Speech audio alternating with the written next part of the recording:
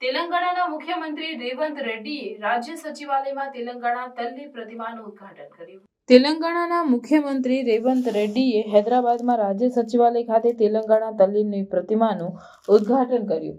20 ફૂટ ઊંચી આ કાંસ્ય પ્રતિમા તેલંગાણાની સાંસ્કૃતિક ઓળખ અને પરંપરાઓનું પ્રતીક છે.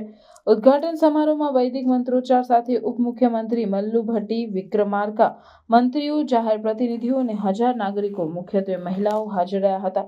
આ પ્રસંગે શાનદાર ફટાકડા અને ડ્રોન શો પણ યોજાયો હતો, જે કોંગ્રેસ સરકારના પ્રથમ વર્ષગાંઠના 9 દિવસીય ઉજવણીનો સમારોહ હતો.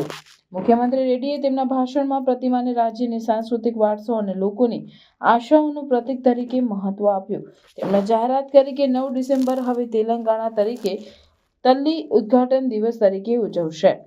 સરકાર તેલંગાણા આંદોલનમાં મહત્વપૂર્ણ ભૂમિકા ભજવનાર 9 વ્યક્તિઓને સન્માનિત કરવાની યોજના પણ ધરાવે છે, જેની ઓળખ અને આર્થિક સહાય સાથે પુરસ્કાર આપવામાં આવશે.